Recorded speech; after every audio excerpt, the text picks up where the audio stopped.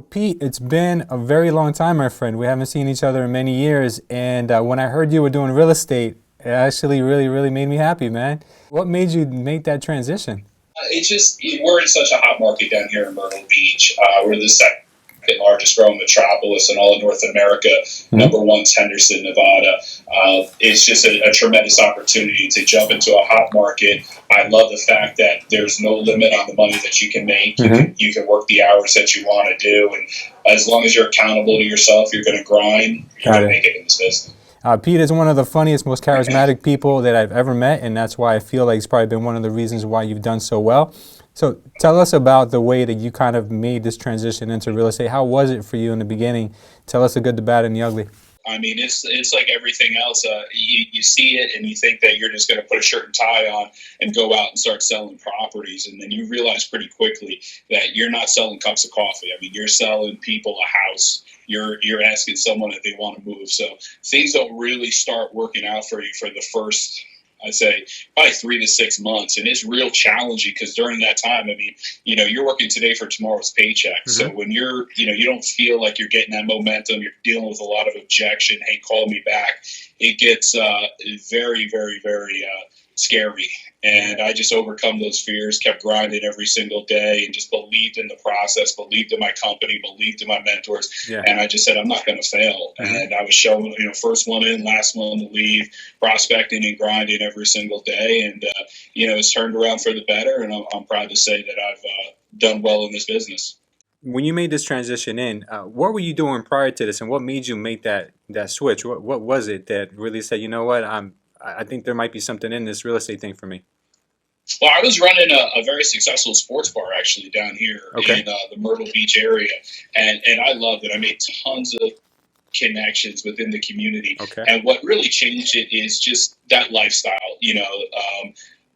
Being married, my wife is a financial advisor. She's working 9 to 5, and our schedules were on two different wavelengths. Where she was coming in, I was going out, Yeah. and it just got to a point where I just analyzed and said, I need to make a change in my life for our family, and went into this direction. I knew a bunch of people that were in the business, and they were doing very well in it. They encouraged me and said that, Pete, your personality, your work ethic will translate into success in this field. And I said, let me give a shot and bet on myself, and here I am. Absolutely, brother. Absolutely. So, first year was rough. Obviously, once you get through that first year, I think not that everything else is smooth sailing, but where did you end up finding your niche? Like, what was it that kind of sparked the light bulb off, and you're like, oh, so that's how it's done? Was there an aha moment for you that you were like, okay, I got it now?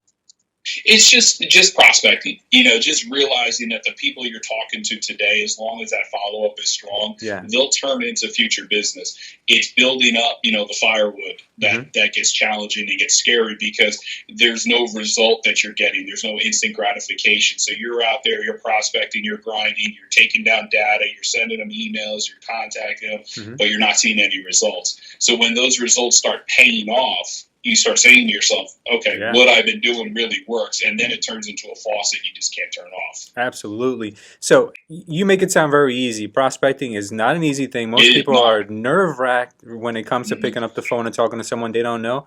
Even when it's calling back leads, I find that some agents are even scared to call back leads. How did you get over that fear initially?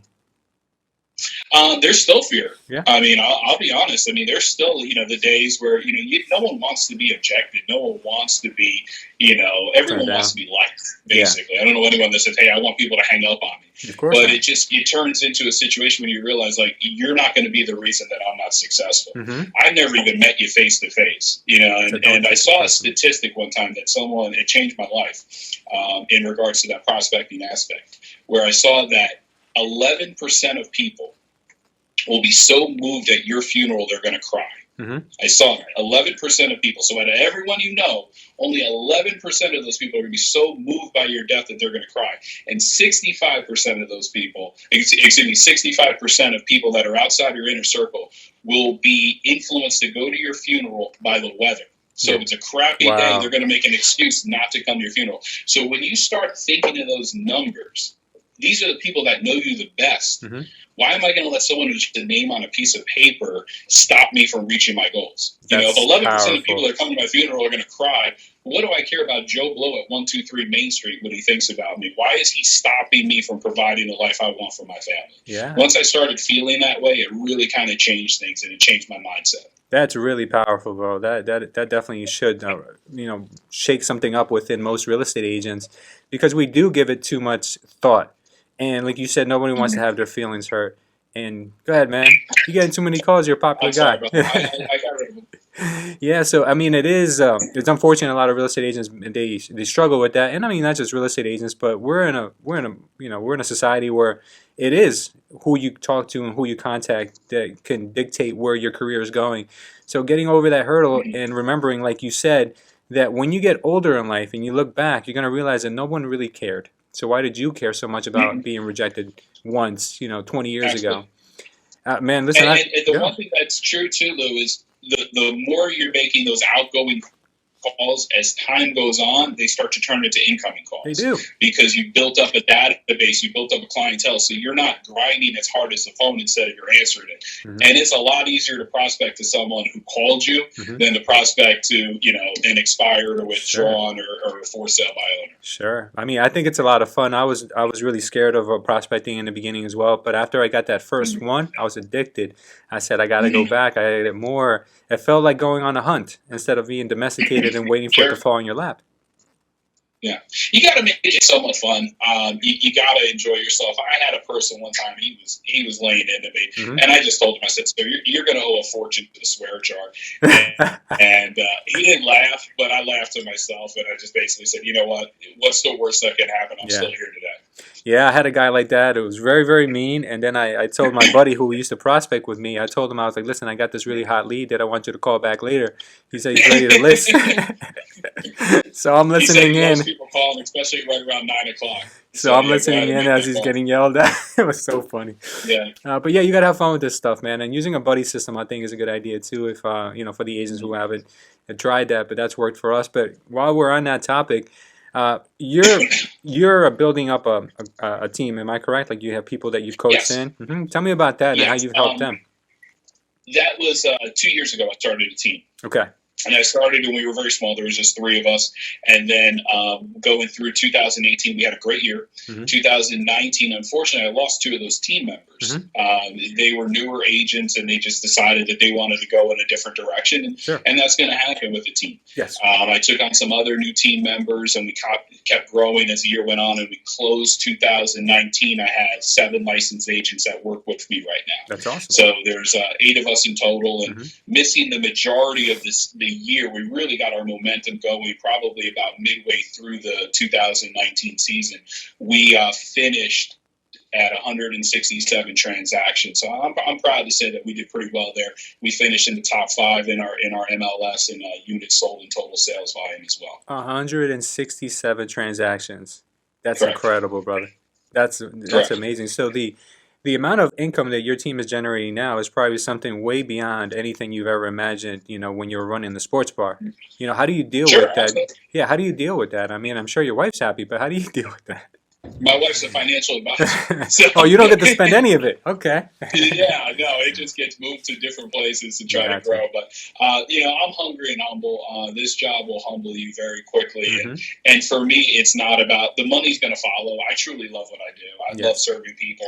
I love the team aspect. I love my agents that work with me. And we have a very tight family-like atmosphere. Yes. So the money doesn't get to my head or anything like that. Sure, it's great. You can do very well in this business financially, but I feel like when you start chasing money, you're doing it for the wrong reasons, and people can pick up on that. And when you're not genuine, again, we're talking about selling people's homes. We're talking about putting people into their dream homes. When they feel like there's just some guy that's just looking at me like a paycheck, you're not going to connect with people, and don't expect a lot of referrals from them. No, absolutely not. And while we're on the topic of referrals, do you have a system you use in order to maintain that database warm after you close them?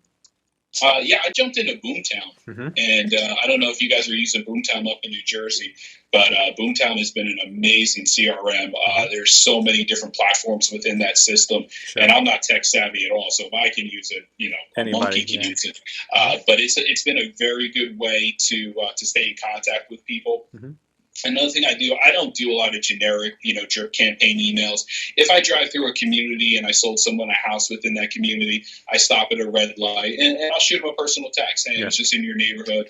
Hope all is well. If you need anything, just reach on out and just, we maintain good contact that way. People appreciate personal touches. Everyone knows when they're just getting generically marketed to. So I think when you're giving that personal touch, that personal outreach, I think it goes a lot further. Yeah, that's awesome. And I just want to reiterate for the audience, they may not know this, but so Pete did not grow up in the state that he's in now. You migrated there at a later age in life. So even though you do not have the roots there, you were able to create a substantial business because you did the things that most people are scared to do, the uncomfortable stuff, and you connected in your previous job. I mean, that's something I guess a lot of people can try to do. You connected with a lot of people, maybe your foundation, by doing that other job that maybe wasn't going to be your career, which led you into the path that you're in now. Do you think the previous job you had kind of got you started? Was it a good push initially in the beginning, or do you think you could have done it either way? Well, there's no wrong way to get a lead, and anyone I don't care if they're your hairdresser, your mailman, whomever, the likelihood that they're going to buy or sell real estate within, before they die is very high. Yeah. So everyone that you meet can be in your sphere, whether you've lived somewhere for 25 years or you live somewhere for 25 minutes. Yeah. Just going out and starting to make a presence within the community is the right way to do it. There's plenty of groups that you can join. There's clubs that you can join. If you go to the gym, whatever your interests are, you can find ways to connect with people. And social media is a tremendous platform, obviously, to let people know that you're in the business. And the last thing that you want is to be what we call, a secret agent. You want everyone, I don't care who they are, you want everyone to know that you're involved in real estate. Yeah. Pete, one of the things I've believed in any business that I'm in, you're only as good as your tools. What do you think have been the top 3 tools for your success and your team's success? I would say our company would be number one. I work with Coldwell Banker, and we have just tremendous technology in regards to our CRMs, our relocation department. We have in-house training, and to me, everything is secondary. Training is number one. I mean, this is a skill, and you have to hone your craft. I see that you guys do tremendous training. You guys do a bunch of role playing. You do script work. That's the avenue to success. There's no CRM or any technology that can force you to know what to say when the prospect says hello.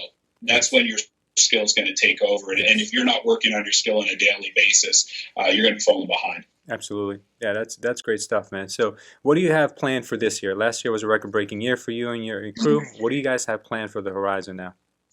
Right now, we're looking. I'd like to do about 250 transactions. I'd like to crack that $45 million mark. So if we can get over 250, I think that we're having ourselves a successful year based on having the strong agents that I have now that are implemented and inundated into our system. I feel like that's a very attainable goal. So what is the hottest type of buyer, or what is the hottest type of, I mean, do you have a lot of migrating clients coming from maybe northern part of the country down to your section to retire, or is it a different demographic that you guys service? The smart people are. The smart people are, right? They're getting out of New Jersey as quickly as possible. It's one of the top states in the country for people exiting, for sure. Yeah, the taxes are so low here. All joking aside, the weather's tremendous. The taxes are low. The beach here is just growing with commercial business. There's so many restaurants, entertainment, 150 golf courses. You have 60 miles of beach. There's a lot going on, and there's a reason why people are coming down to South Carolina.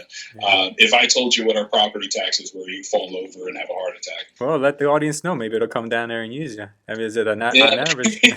That's true. Well, you're looking at, if you bought a $400,000 property, you can live in a gated community, your taxes would probably be about $1,400, $1,500 a year. That's insane. That's what people pay on a monthly basis here. You can't run a water faucet for that. I had a guy one time from New York, and he asked me what the taxes were going to be, and I told him. And we developed good rapport, and he basically said, Pete, I know you're trying to sell me a house, but you can't lie to me. And I'm sorry. No worries. I'm sorry about that. No worries. And, I showed him the statistics that I wasn't lying, and he wrote an offer right then and there. That's amazing, brother. Yeah, I mean, it's a culture shock, really. You go down there and you get all this stuff, but is it true? Is the income that much lower than it would be for someone, let's say, in New York or New Jersey, or is it pretty much reasonably the same? No. The income's definitely lower here, Hmm. but there are certain avenues that you can make the same comparable income that you can in the north. But what I always say is, it doesn't matter what you make; it matters what you keep. Yeah. You Your make wife taught 20 you that. grand more than me a year, but your property taxes are $20,000 more Yeah. than me. We're even. You look good on a W-2, but how often are you getting to spend that money that you're Hmm. bringing in?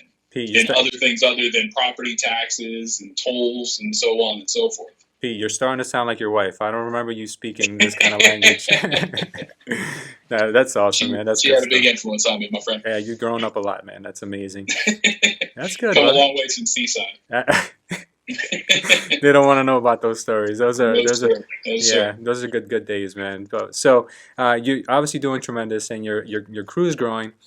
For anyone out there who's thinking about starting a team or growing a team, what kind of lessons can you pass on to those individuals? Um, Try the systems out yourself first. Hire an administrator before you bring the team on. Hmm. Work with the administrator. Just try to implement the systems and test it yourself. Because a lot of people will hire, they'll invest in lead generation and they've never tried those leads. Hmm. So when your team member comes up to you and says, "Hey, Pete, these leads are no good," if you never worked them, how can you say yes or no? Hmm.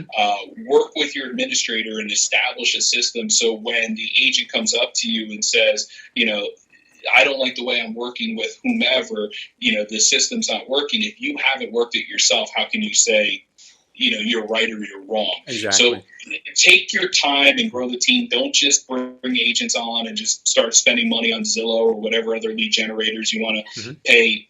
Take the time and try to implement a system so you can have sustainable success and not just have a revolving door of agents that are coming in every other month. Sure, sure. Does having a team give you more time? Does it improve your quality of life, or does it make it the same or worse? In the beginning it was a little challenging Hmm. because you're really just trying your hardest in regards to get the system correct. Now that the system's correct, I mean, I'm still working my butt off, Hmm. but there's an opportunity that if someone wants to see property and I'm out with the family, instead of losing that buyer like I would have in the past, I can reach out to one of my team members and say, "Hey, who's free this afternoon? Does anyone Yeah. mind showing some property?" So that sale staying in house rather than contacting an outside brokerage. And I've learned that less split and a better agent Hmm. is for better results. So bringing on seasoned agents that don't take up as much time in regards to contract questions, training Hmm. questions, so on and so forth. While you may be not making as much money with them per transaction, they're going to do many more transactions and they're not going to take up your time with just busy work questions. Hmm. Do you see any trends in the real estate industry right now that could possibly be detrimental to the real estate industry as we know it? That's a loaded November question, of right? 2020. Yes, November of 2020, the clown show that will be leading up to Hmm. the election. I think the media is going to do all they can to strike fear into a lot of people. Those who are smart, I think, will see past it and keep moving forward and just keep investing in real estate here in our market. That's awesome, brother. But yeah, the election, there's definitely, I think, we can pump the brakes a little bit right around that time. And they are calling for a slight market correction. We've been on an 8-year uptick here in our market. Hmm. They're calling for a slight market correction in 2021. Okay. Yeah, we're about 10 years up here in Jersey. It's crazy. Nothing goes up forever. We have to have some Mm-hmm. type of Sure. stabilization or correction.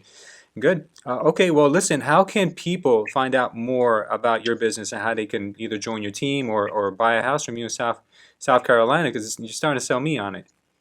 You can reach out to me. My phone number is 843-457-5592, Hmm. or you can visit my website, which is petesoldit.com. Yes, yes. Now, what about social media? How can someone follow your journey? I'm a Sollecito Advantage Group Hmm. is the name of my team. I know it's the easiest to spell. It's SOLLECITO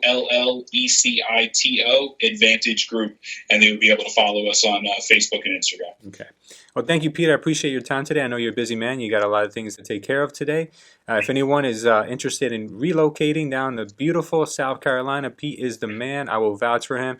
He is definitely a fun guy to be around as well as doing business with him. So if anyone is also looking for a career change or looking to have a strong team leader, in real estate, you need to check out Pete. He is the man. I'll say it again. Thank you, Pete. I appreciate Lou, I you. appreciate that, man. And Yeah. I've been following your success on social media. You're a genuine good person. I truly appreciate you reaching out to me. And all your success is certainly earned. And definitely wishing you nothing but success in the future. Well, it's all a sham. It's all for the camera. I'm actually broke, and I don't have 2 nickels to rub together. Oh, that's funny, man. Oh, thank you so much, brother. I appreciate your time. Anytime, brother. All right.